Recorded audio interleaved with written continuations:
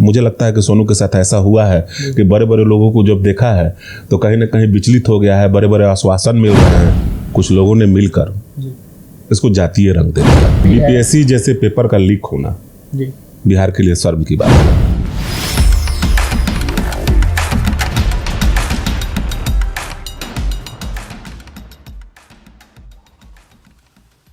नमस्कार, मैं बिट्टू कुमार सिंह और आप देख रहे हैं गंगा वेब्स। तो आज के स्पेशल एपिसोड में हमारे साथ जो जुड़ रहे हैं उनका टैगलाइन है कि निस्वार्थ सेवा भावना ही कर्म है, जनता के हित में हो जो वही राजधर्म है, यानी कि युवराज सुधीर सिंह जी। तो आपका बहुत बहुत स्वागत है हमारे गंगा वेब्स में। गंगा वेब्स के सभी दर्शकों को मेरे तरफ से स्वागत है। तो जैसे कि आपसे हमारे बहुत सारे प्रश्न होंगे। 2020 की अगर बात करें तो आप विधानसभा में निर्दलीय लड़े थे, तो आप एक पॉलिटिकल बैकग्राउंड से आते हैं और अभी बहुत सारे युवा जो हैं जानना चाहते हैं कि मतलब आपका बचपन में क्या आपका शौक था कि हम, जैसे कि बचपन में होता है कि हम एक पॉलिटिकल बैकग्राउंड से होते हैं तो हमारा होता है कि हम पॉलिटिक्स में ना जाएं, हमारा सपना होता है कि क्रिकेटर बने, बॉलीवुड इंडस्ट्री की तरफ जाएं, फिल्म करें या IAS बने। तो क्या आपका बचपन में यही सपना था कि हम भी पॉलिटिक्स में जाएं? देखिए, सबसे बड़ा बात था कि मेरा पारिवारिक जो बैकग्राउंड है वो पॉलिटिकल था। मेरे बड़े पिताजी पूर्व सांसद प्रभुनाथ बाबू राजनीति से जुटे हुए थे। हम लोग जब घर पर पढ़ लिख के जो पढ़ाई कर छुट्टी में जब हम लोग घर आते थे तो उस समय देखते थे उनको देखते थे, उनको समाज के लोगों के प्रति लगाव देखते थे। ये तो शुरू से ही हम लोग देखते थे, लेकिन मकसद नहीं था कि हम पॉलिटिकल में जाएं। ऐसा कोई मेरा व्यू नहीं था कि हम पॉलिटिकल में जाएं। सबके गार्जियन चाहते हैं कि मेरा बच्चा जो पढ़ लिख कर डॉक्टर बने, IAS बने, IPS बने, क्रिकेटर बने, खेल के संबंध में कोई नहीं चाहता है कि। लेकिन बड़े पिताजी के यानी मेरे परिवार के साथ कुछ ऐसी परिस्थितियाँ आई जिसमें बड़े पिताजी को न्यायालय के कुछ प्रक्रिया के चलते अभी जेल में बंद है, जिसमें हमारे परिवार की जिम्मेवारी हम सभी भाइयों पे आ गई।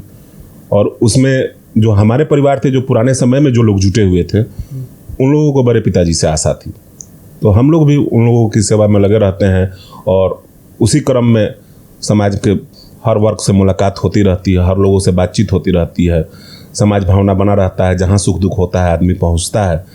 और चुनाव कोई बड़ी बात नहीं है। मैं इंडिपेंडेंट चुनाव लड़े थे हम, और इंडिपेंडेंट चुनाव लड़ने को वहाँ के नौजवानों का बहुत ज़्यादा जोर था कि भैया आप चुनाव लड़िए। चुनाव हारने जीतने से बात नहीं थी। मैं उस विधानसभा में से चुनाव लड़ा था जहां तरैया विधानसभा से हमारे जो राजीव प्रताप रूडी जी हैं, वहां से भी एक बार वो इंडिपेंडेंट लड़े थे, उनको भी 3600 वोट आया था। मुझे तो 17,000 के करीब में वोट आया था। तो मुझे लगा कि नौजवानों ने जिस विश्वास के साथ मुझे लड़ाया था, मैं भी बीजेपी के विरोध में, राजद के विरोध में निर्दलीय से चुनाव लड़ा था, काफ़ी अच्छा रहा। और नया मेरे लिए था, नया था, लोगों के बीच में जाना नया था। इस तरह मैं क्रिकेट के रूप में नौजवानों के बीच में रहा हूँ, लेकिन राजनीति में मेरे लिए नया था और पहली शुरुआत थी। अच्छा था और लोगों से जुटने का मौका आज मैं लगता है कि लोगों की सेवा मकसद बना चुका हूँ और इसमें तो रहना है। जब मेरा परिवार इसमें था तो मैं भी रहूँगा ज़रूर। तो कहने का मतलब आज आपको अगर आपके FB अकाउंट पे जाते हैं तो आपको लाखों लोग फॉलो करते हैं, उसमें से बहुत सारे ऐसे लोग हैं जो आपको आइडियल भी मानते हैं अपना। आप कोई चीज़ पर अगर आप आकर बोलते हैं या किसी चीज़ के पीछे जाते हैं तो काफिला चल पड़ता है। जैसे मधुबनी में नरसंहार हुआ था, उसमें आप गए तो एक काफिला चल पड़ा। तो आपका कहीं ना कहीं यूथ से बहुत ज़्यादा लगाव रहा है। यूथ से कब आपका लगाव हुआ ज़्यादा, कैसे? देखिए, यूथ से तो शुरू से ही मैं रांची जब पढ़ता था तो दिल्ली भी पढ़ता, दिल्ली यूनिवर्सिटी का चुनाव भी मैं लड़ा था। यूथ से तो मैं शुरू से यहाँ पर 2007 के करीब मैं दिल्ली से पढ़ाई ख़त्म कर आया था।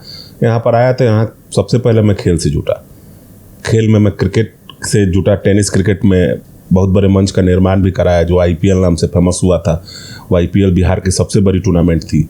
हम लोग यहाँ पर टूर्नामेंट, और इस आधार पर बिहार के काफ़ी नौजवानों से, बिहार ही क्या बगल के स्टेट UP से भी काफ़ी नौजवानों से भेल मुलाकात हुआ था। और उस मुलाकात जो होता है उसमें हम लोग रिश्ता कायम करते हैं। खेल एक ऐसा भावना है कि एक दूसरे से काफ़ी क्लोज आते हैं, और मुझे लगता है कि मेरा पहला मंच खेल ही था। और मैं अभी भी मौका मिलता है, कहीं देहात में टूर्नामेंट हो रहा है, चाहे तो लगता है कि हाँ उन लोगों के बीच में जाऊं, मुझसे जितना आर्थिक सहयोग होता है मैं सहयोग करता हूं। और मुझे लगता है कि जो गरीब वर्ग के लड़के थे जिनके पास टैलेंट था और वो बेकार थे, तो मुझे लगता है कि कहीं ना कहीं मैं उन लोगों का अंदर सहयोग करता हूं। और इस चीज़ से आज के डेट में जो टेनिस क्रिकेट जो मैच हो रहा है अपने बिहार में, बहुत सारे ऐसे नौजवान हैं जिनको मैं जानता हूं कि अच्छी खासी इनकम भी होती है और उनका परिवार भी चलता है। तो मुझे लगता है कि मैं सही दिशा में गया था। और खेल का मंच साफ सुथरा मंच है, निस्वार्थ इसमें सभी लोग लगे रहते हैं। और मैं चाहूँगा कि जीवन में मुझे जब भी मौका मिले मैं इस मंच पे जाता रहूँ।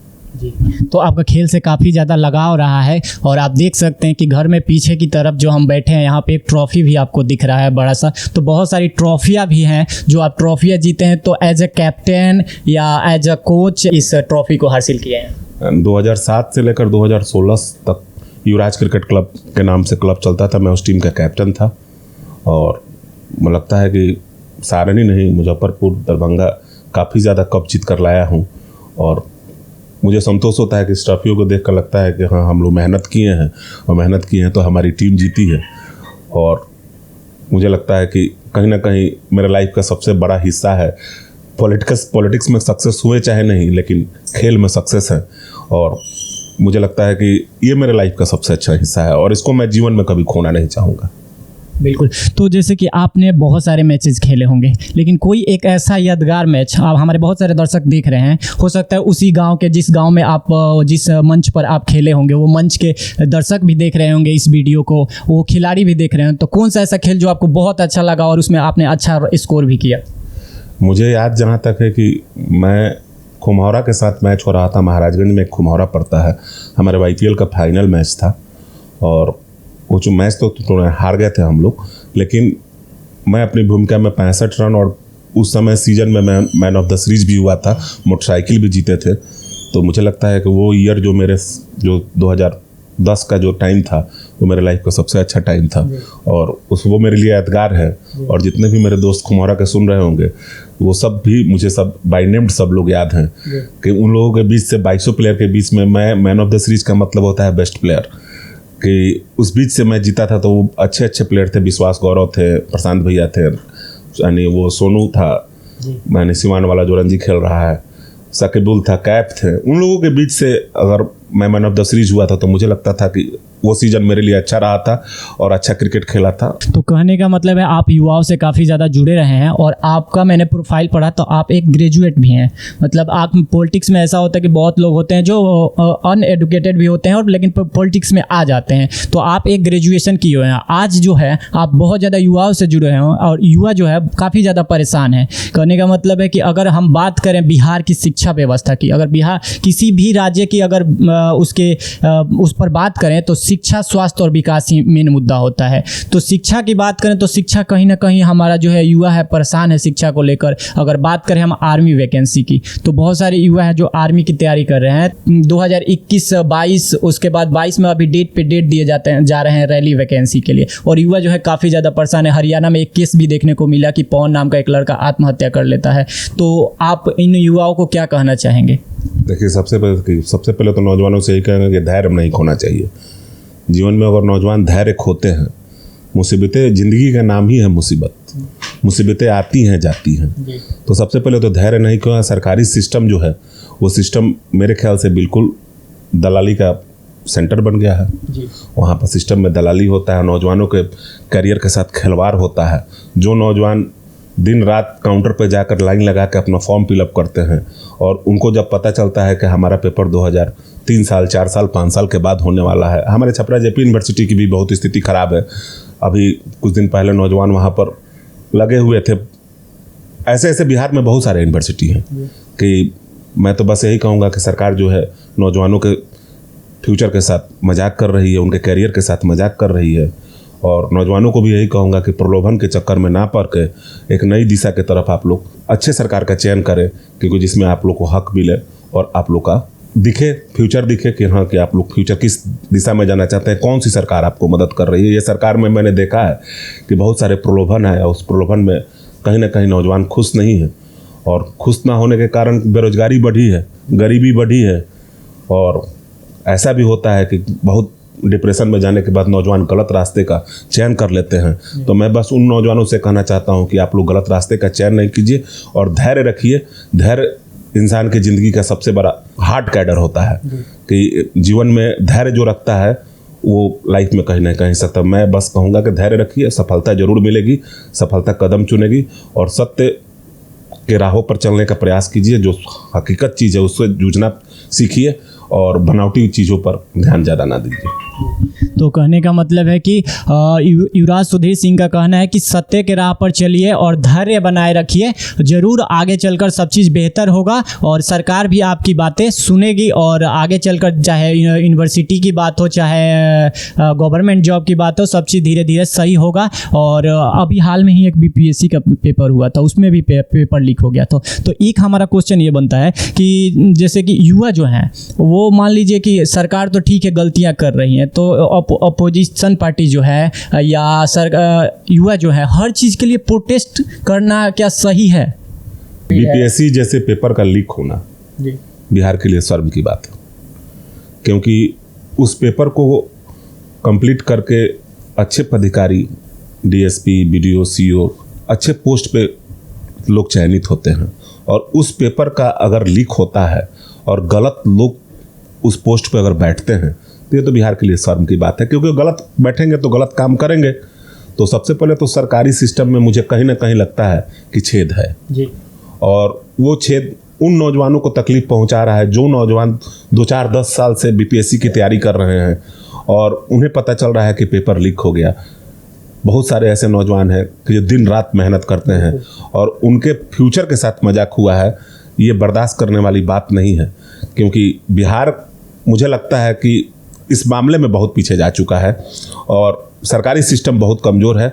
सरकार को कहीं ना कहीं इस चीज़ पे ध्यान देना चाहिए, उन नौजवानों को तरफ देखना चाहिए जो दिन रात 18 घंटा मेहनत करके और जब वो सेंटर पे जाते हैं तो उन्हें पता चलता है कि पेपर लीक हो गया है।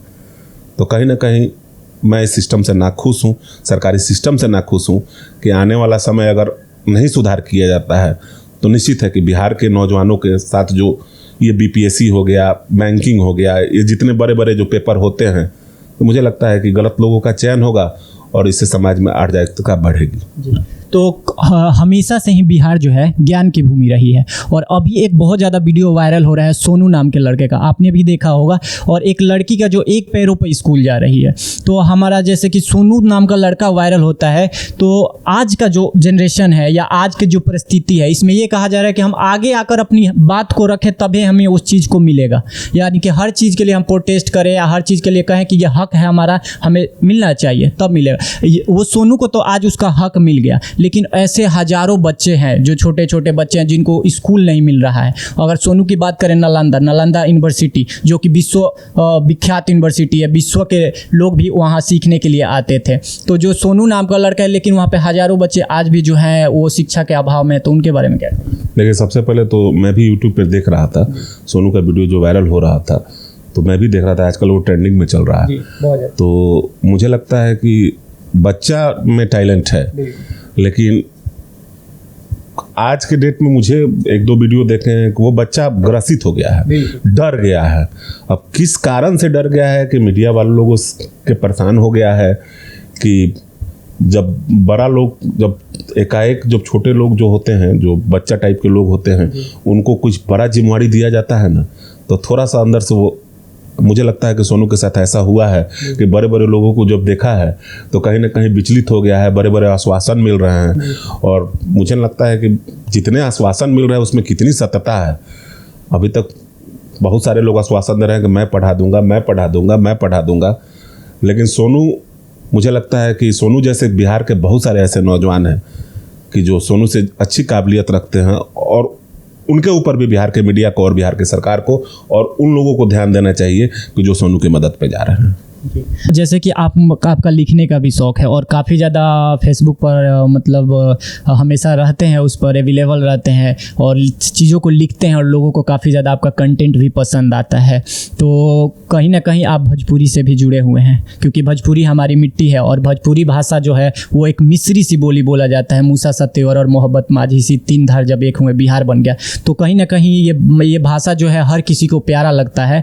तो इस भाषा में क्या है कि कि भोजपुरी जो भोजपुरी इंडस्ट्री है, इसमें कुछ लोग जो है लाइव आ जा रहे हैं और अनर्गल बातें कर रहे हैं, जिससे हमारा भोजपुरी जो है एक गलत वे में जा रहा है, गलत रास्ते पर जा रहा है। तो और अभी फिलहाल अगर बात करें 10-15 दिन या 1 महीने पहले की, तो सभी एक्टर और अभिनेता जो हैं वो आ रहे हैं और पोस्ट कर रहे हैं कि भोजपुरी में भी सुधार होना चाहिए। तो इस पर आपको क्या कहना है? देखिए, मैं 2-4-5 साल पहले ही तो भोजपुरी में अश्लीलता समाप्त करने का आवाज़ उठाया था, लेकिन मैं एक पॉलिटिकल परिवार से लड़का हूँ।